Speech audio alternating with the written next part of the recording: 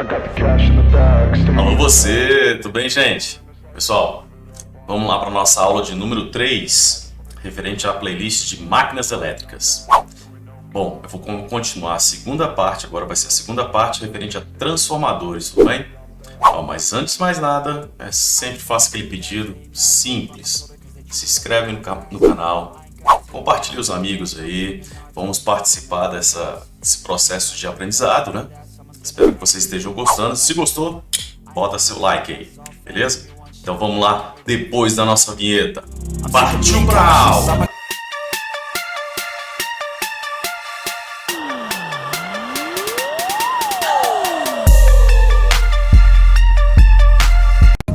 É isso aí, pessoal.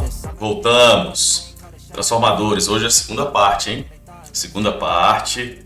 E se você não me conhece, sabe muito bem que eu sou o professor Ariomar. Sou mestre em engenharia biomédica. Então vamos lá para nossa aula. Bom, o que acontece? Transformador, nessa aula de hoje, o assunto vai ser transformador monofásico real e circuito equivalente. Vamos lá, pessoal, vamos que vai ser massa essa aula. Seguinte, quando a gente falou bastante coisa a respeito de transformador ideal, perda de cobre, perda de núcleo, era algo que a gente passava despercebido, ignorava totalmente. No entanto, agora, quando a gente está transformando um transformador real, tem que analisar a perda de cobre. O que vai ser essa perda de cobre? Vai ser as resistências do próprio enrolamento, né? Que agora não é nula. Vamos ter perdas no núcleo por meio da esterese de correntes parasitas, né? De tal forma que toda essa corrente ela é útil na produção do fluxo. E aí eu venho com um ponto importante que é referente ao assunto, esse terceiro aqui, ó, que é a permeabilidade do núcleo. Ou seja, não é necessariamente constante, não vai apresentar um valor tendendo a infinito. Sabe por quê? Que mesmo que não exista nenhuma carga conectada ao transformador, vai existir uma corrente de entrada no transformador, ocasionando o quê? Perda. E para compensar essa perda, o que é feito? Para compensar é gerar um campo magnético, pois a permeabilidade desse núcleo agora não vai apresentar um valor tendendo a infinito. Então, com isso, existirá uma certa resistência, olha a palavra, hein? Resistência, que também vai ter uma relutância magnética para gerar esse fluxo. Então, parte da corrente vai circular a vazio no transformador e uma corrente necessária para gerar um campo magnético. Então, agora eu vou ter que pensar em duas correntes, uma corrente a vazio, ok? No quarto tópico que você vê nesse slide, está escrito: nem todo fluxo enlaça os dois enrolamentos, ou seja, existe um fluxo disperso no meio do caminho. E esse fluxo disperso ele é produzido pela própria corrente que passa pelo primário, que não vai enlaçar o circuito secundário. Algo direcionado também àquele terceiro tópico ali. Então, parte desse fluxo no primário, ele vai ser disperso, adivinha onde? No ar. Interessante, né? E essa reatância, nós vamos chamar de reatância de dispersão. Então, vamos ter dois elementos aqui, ó. Eu disse reatância. Reatância vai lembrar de quê? Isso mesmo. Indutor. Quando eu disse de resistência, vamos lembrar exatamente de quem? Do próprio resistor. Exatamente. Então vamos lá? Vamos lá para frente. Bom, estamos falando de corrente no transformador real, certo? Eu falei lá no início uma tal de corrente em vazio. O que é isso aqui? Existe uma corrente no primário do transformador, mesmo quando este opera sem carga, ou seja, a vazio, necessária para produzir o fluxo magnético e suprir as perdas do próprio transformador a vazio. Considerando todo esse aspecto, pessoal, teremos então uma corrente, que eu vou chamar de corrente ativa ou de perda, tá?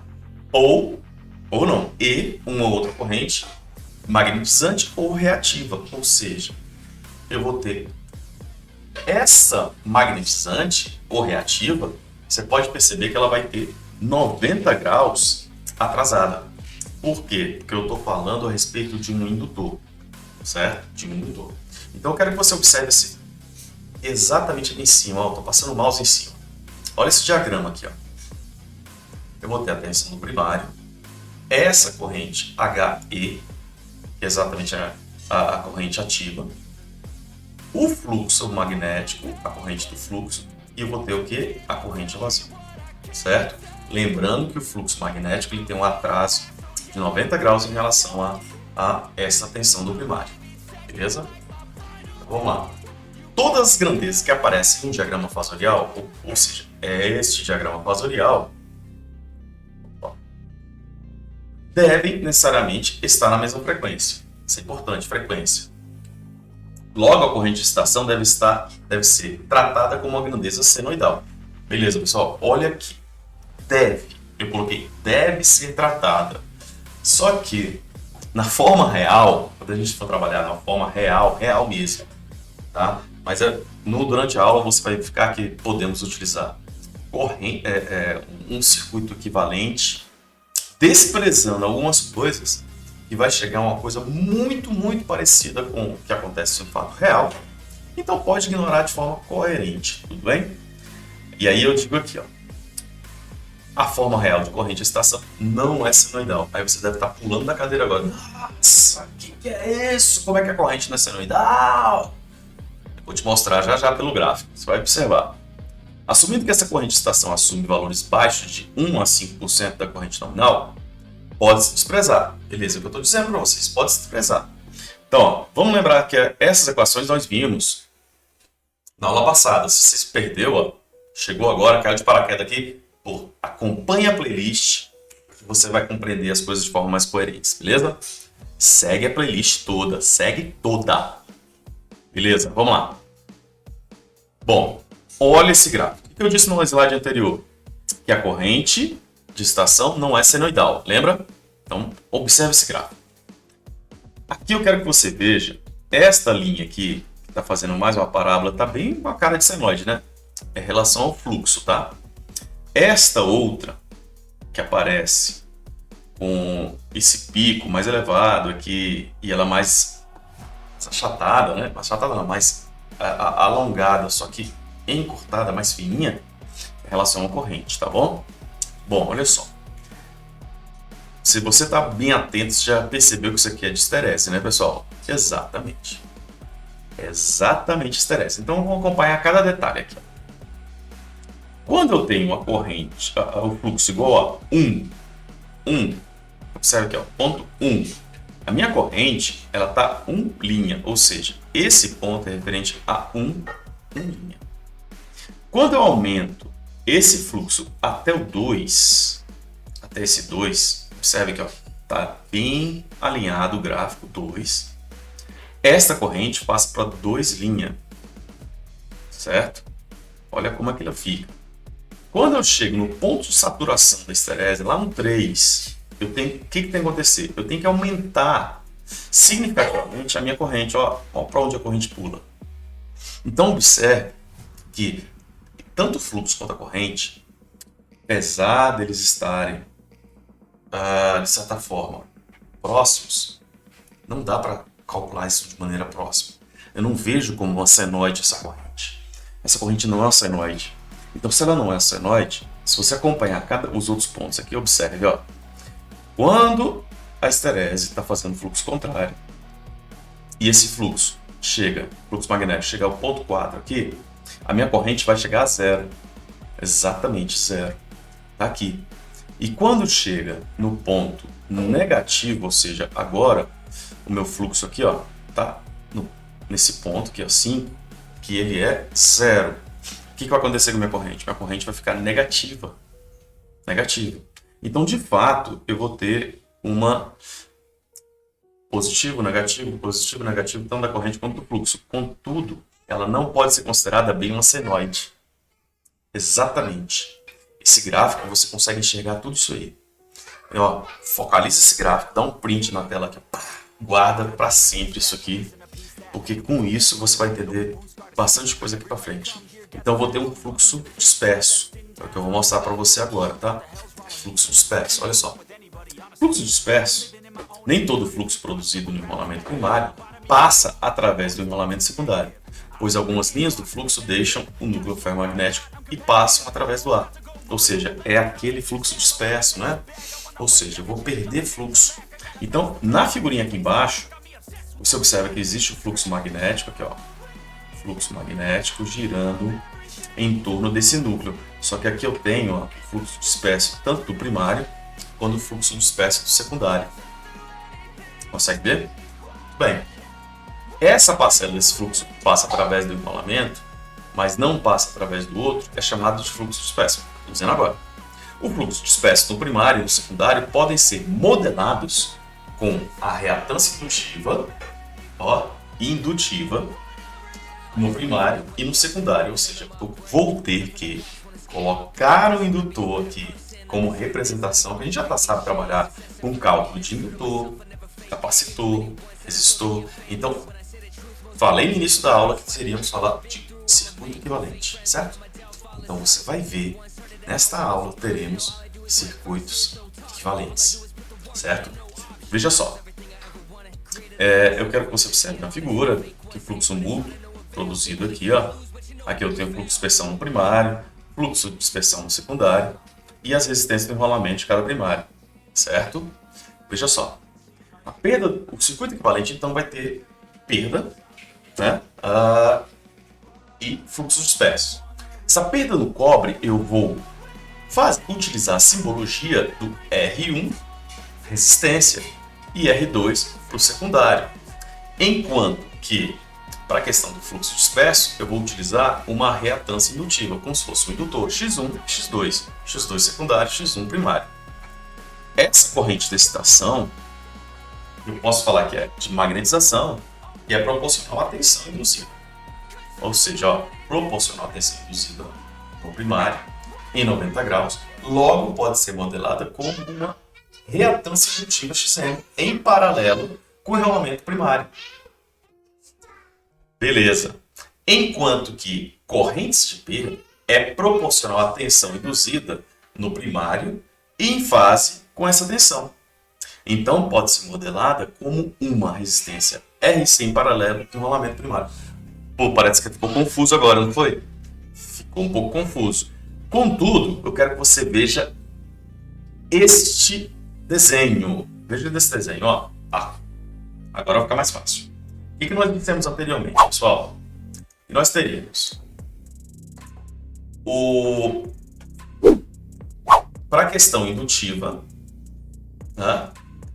Indutor, primário e no secundário, X1 e X2. Para a situação de perda de cobre, resistência, R1, R2. Contudo, ó, vou retornar aqui, existia a corrente de magnetização, que é proporcional à tensão induzida, Xm, em paralelo com o enrolamento primário. Quem você estava falando? Eu estou gravando uma aulinha aqui. Você quer dar uma aulinha pessoal aqui? Quer? Olha lá, ó. Pessoal, essa aqui é minha filha, tá? Agora vai se comportar que o papai vai continuar a aula, beleza? Tchau. Voltamos! Olha só.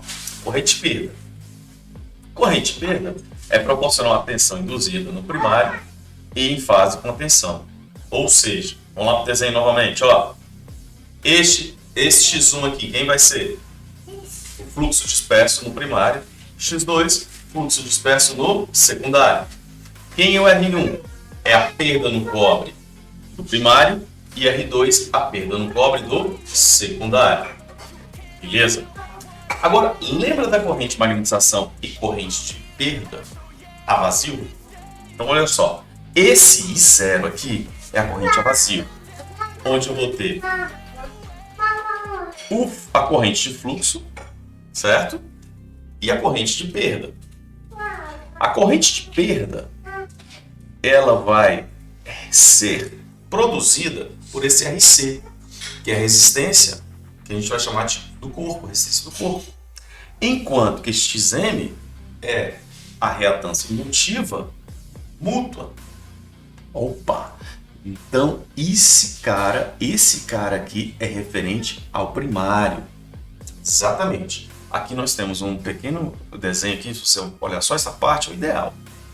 Só que agora a gente vai observar todo esse processo aqui com indutores e resistores. Beleza? Então, olha só. Eu já coloquei a figura completa, tá? Tem a figura completinha aqui do nosso transformador, né? E esse diagrama fasorial pronto. Mas eu quero que você me acompanhe para você entender todo o detalhe. Ó, o fluxo mútuo que enlaça os dois enrolamentos induz uma tensão nos terminais do primário e também nos terminais do secundário. Ambas adiantadas em 90 graus em relação ao fluxo e com relação à amplitude definida pela razão de transformação. Ou seja, tanto a tensão do secundário e a tensão linha referente ao primário, ela é 90 graus em relação ao fluxo magnético. E aqui eu tenho a corrente a vazio. Observe que quando eu vou para esse ele tem aqui você pode ver que é para calcular a tensão do V1, certo? Essa tensão do primário aqui. Como eu vou ter tanto o I0, retornando à imagem anterior aqui, ó, figura anterior. Eu tenho no corpo uma corrente e a indutância mútua outra corrente. Ela tem 90 graus atrasada, né? Enquanto que a corrente IH, que é do resistor, ela está exatamente paralela à corrente do I1, ou seja, esta corrente zero aqui do vazio. Observe que está em paralelo ambas as duas correntes, ok? Veja só como essa corrente no primário causa uma queda de tensão na resistência e na reatância do dispersão do enrolamento primário. A tensão aplicada no enrolamento primário é a soma vetorial das quedas, ou seja, eu tenho aqui 90 graus diferente. Portanto, esta linha é aqui exatamente a minha tensão total do primário, que pode ser calculada por esse diagrama fasorial, certo? Agora, lembra daquela equação que V1 sobre V2 é igual a I2 sobre I1, ou seja, aumentando a minha corrente, minha tensão diminui e vice-versa. Lembra-se disso. Por quê? Porque agora a gente vai fazer o mesmo gráfico para carga, com a carga. Então veja só, ao adicionar uma carga no transformador, aqui a carga R, nesse caso puramente resistiva, a tensão nos terminais V2 produz uma corrente 2, cujo ângulo de fase depende da carga. Então observe, a tensão induzida no secundário é a soma vetorial das quedas de tensão na resistência e na reatância de dispersão no secundário e da tensão nos terminais.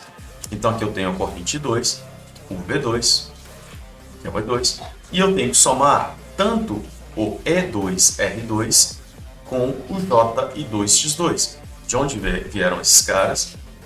Vão vir exatamente disso aqui. I2R2, J, X2 e 2. Onde o X tem uma diferença de 90 graus. Sendo assim, eu vou ter esta tensão aqui do secundário, né, com 90 graus em relação ao fluxo. Aqui, pessoal, aqui eu tenho 90 graus em relação a esse fluxo. Observe que aqui, por esta figura, é fácil ver que esse E1 ele é maior do que 2. Então, se o E1 é maior do que 2, eu posso afirmar que é um transformador abaixador. Tudo bem? Bom, o fluxo mútuo está atrasado em 90 graus, de fato, em relação à tensão induzida, e a corrente de excitação adiantada em relação ao ângulo da perda de núcleo, que é esse aqui. Então, estou em 90 graus aqui. Com isso, com essa situação, ó, agora, todo esse diagrama está aqui em preto, tá bom? Com ele em preto. A corrente no secundário produz um fluxo que se opõe ao fluxo mútuo, resultando em uma redução instantânea do E1. Em um consequente aumento de corrente no primário, até o quê? O valor de equilíbrio. Então, como esta corrente I1R1 e I1X1 tem que ficar, I1R1 tem que ficar exatamente paralela a esse I1 que apareceu do I2' referente ao vazio, né? E o JI2X2 90 graus, no caso aqui está adiantado, eu vou ter essa tensão V1 calculada por meio deste diagrama fasorial. Tá? Você deve estar pensando assim, poxa, vou ter que desenhar tudo isso sempre. Não. A gente vai fazer o quê? A partir de agora a gente vai montar um circuito equivalente, tá? Um circuito equivalente. Mas eu posso resumir todo esse diagrama fasorial, né, apenas nessas duas figuras. Olha que simples, ó. O circuito referido ao primário vai ser R1, X1 em série, corrente a vazio com RC, XM em paralelo, só que agora eu tenho um A ao quadrado R2 e um A ao quadrado X2. Vamos voltar aqui que você vai entender por quê. Porque este aqui tem que ser o quadrado do processo referente a esse diagrama fasorial, certo? Eu tenho essa situação aqui. Indo mais à frente, eu posso observar a mesma situação referida ao secundário, onde agora eu vou ter R1 dividido por A ao quadrado, X1 dividido por A ao quadrado. Bom, tudo aqui está dividido ao quadrado, enquanto que o outro está multiplicado por A ao quadrado. Diferença do primário, diferente do secundário. Nessa situação agora, vamos facilitar um pouquinho mais. Por que a gente vai facilitar mais? Veja só. Tanto esses... Eu quero que você observe, eu vou rabiscar aqui, você vai observar as duas figuras, tá? Eu quero que você observe esse detalhe aqui e este aqui. Consegue ver a diferença? Consegue? Por quê? Porque eu posso fazer um circuito aproximado e facilitar muito as coisas. Facilitar muito. Muito. Olha só. Olha o tanto de resistência e de indutância que eu tinha aqui. Agora observa. Melhorou? Pronto. Agora, quando eu vou fazer referente ao primário, eu posso falar que a resistência equivalente aqui do primário vai ser o R1 mais A ao quadrado R2. Tá? Enquanto que o resistor equivalente 2 vai ser o R1 sobre A ao quadrado mais R1. Observe que eu estou colocando aqui, ó, R1, A ao quadrado é R1, A ao quadrado R2. Enquanto que o outro está R1 sobre A2 mais R2. R1 sobre A2 mais R2, ou seja, simplificou bastante. Tá? Então a gente vai utilizar essas situações que vai facilitar e muito todo o processo de cálculo. Guarda essas equações aqui, tá, pessoal? Guarde todas essas equações. Importante guardar todas essas equações aqui. Veja só. Só que tem uma situação que a gente vai utilizar e vai facilitar ainda mais, ficar mais compactado o processo, que é essa aqui. Olha só. Mas só pode ser utilizado caso seja informado que a corrente a vazio é zero. Espera aí. Se esta corrente a vazio for zero, eu elimino todo esse processo paralelo aqui. O que vai me sobrar? O JX1, R1, A ao quadrado R2, J, A ao quadrado X2. O que vai facilitar bastante. Lembrando que esse I1 vai ser igual a I2 sobre A2. Porque aqui eu tinha que I1 era I2 sobre A mais I0. Eu estou eliminando I0. Portanto, no momento que eu elimino esse zero, eu vou ter esse diagrama fatorial, que vai facilitar bastante toda a nossa análise, tá? Então, veja bem, o que eu vou fazer agora? Vou mostrar um exemplo. Você vai verificar o quanto vai facilitar toda esta análise. Lembrando, mais uma vez, vou retornar aqui. Opa. Se eu tenho a corrente a vazio, eu vou fazer desta forma no primário e desta forma no secundário. Se eu tenho, não tenho mais a corrente a vazio, facilita bastante o processo fazendo isso, tá? Mas só pode ser feito quando a corrente a vazio for zero. Então vamos para esse exercício. Olha só, o circuito equivalente de transformador é dado numa figura abaixo. Observe a figura. Eu tenho aqui um indutor J8 e outro indutor J05. As reatâncias da dispersão no primário e no secundário valem respectivamente isso. As reatâncias de dispersão. E a relação de transformação é 4:1, ou seja, ele está baixando 4 vezes. Admita que este transformador esteja alimentado temporariamente uma linha de transmissão em vazio. Em vazio. Importante. Cujo comportamento pode ser considerado puramente capacitivo. Se é capacitivo, 90 graus positivo. Se fosse indutivo, 90 graus negativo.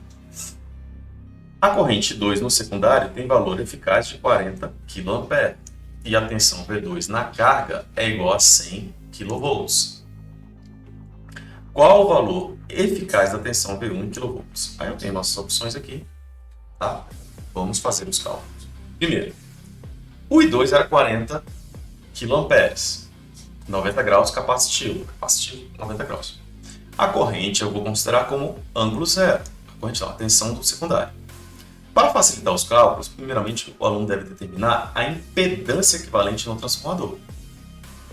Impedância equivalente, referindo a impedância do primário para o lado do secundário. Então, as equações que vamos usar vai ser essa, olha aqui, ó.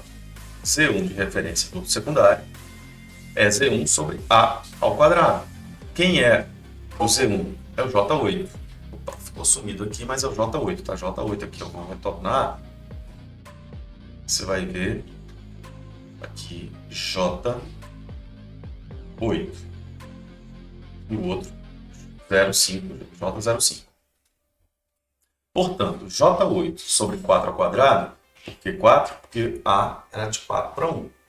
Dá 16, então eu tenho esta impedância equivalente transformador referindo a impedância do primário para o lado secundário.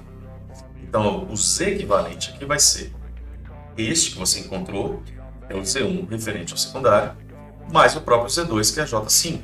Está aqui o J5. J05. Somando, eu vou ter J1. J05, J05, J1. Então, a tensão lá do secundário vai ser o quê? A tensão total do secundário mais a corrente 2 do Z equivalente. Ou seja, eu tenho V2, valor de 100 kV, enquanto que minha corrente era 40 kA, mas ele era 90 graus. Portanto, colocamos a letra J aqui referente a isso.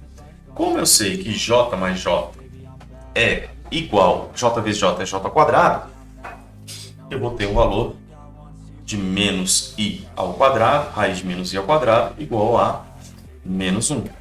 Portanto, que nem precisa nem de calculadora, J vezes J dá menos 1, então aqui vai ficar 40K menos 100, menos 40, 60K. Assim, como eu tinha 4:1, multiplicando 4 por 60, eu encontro 240 kV. Certo? 240 kV. Veja só, Isso aqui é um transformador real. Ele disse para você que é um transformador real. Se fosse um transformador ideal, essa conta seria bem simples, que era só multiplicar por 4, né, que teríamos 400 aqui, porque era de 4 para 1. Olha o tanto que muda o ideal para o real. O ideal seria 400,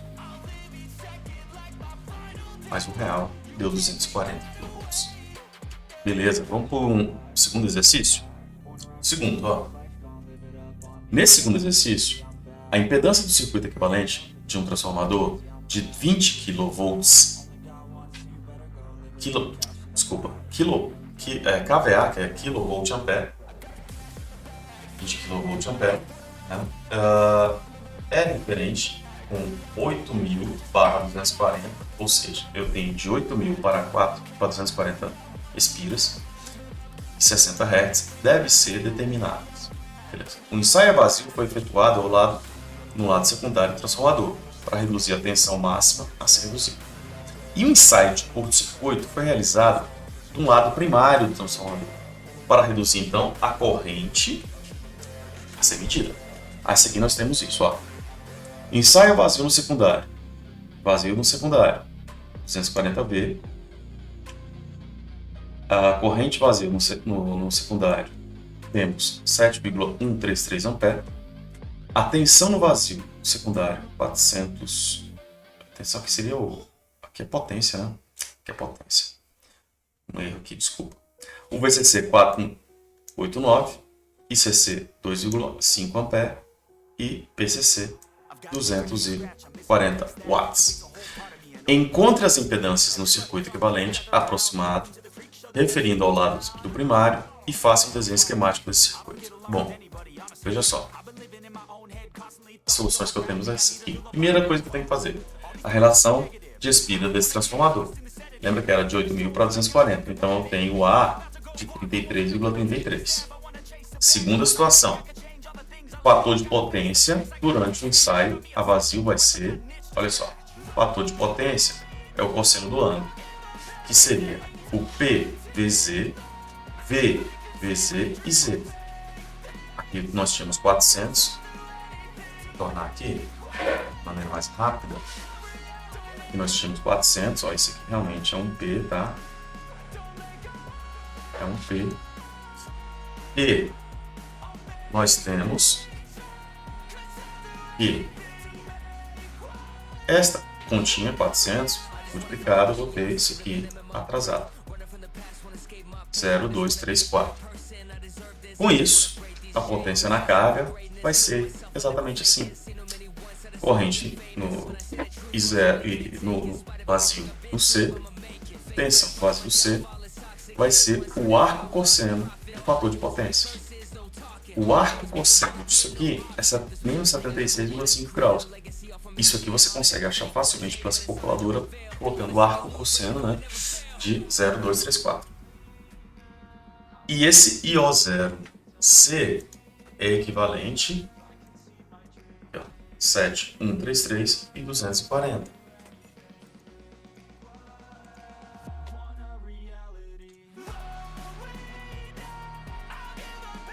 De novo. Essa continha vai dar 0,0297 com este ângulo negativo. Vamos transformar isso aqui para a forma cartesiana. Teremos isso aqui.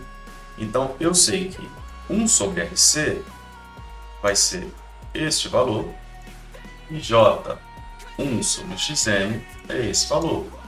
Portanto, consigo encontrar os valores aqui do RC e do XM. Ok. Agora, o fator de potência durante o ensaio no curto-circuito vai ser esse PCC, VCC e C, 240, 489, 2,5 A. Achou isso? Faz a impedância em série. Mesma continha feita aqui anteriormente. Isso aqui pegou essa resposta cartesiana. E eu vou ter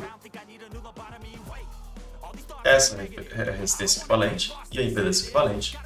Eu terei essas respostas. Vamos lá. Esse camarada referência a R, equivalente. Esse aqui, J192, JXM 38,4 e o RC 159K, onde você pega o 33,3333 ao quadrado vezes 144 ohms. Esse 144 ohms pode ser encontrado por esse valor aqui, ó, 144, e aqui 34,63 multiplicado aqui ao quadrado, encontramos esses valores, certo?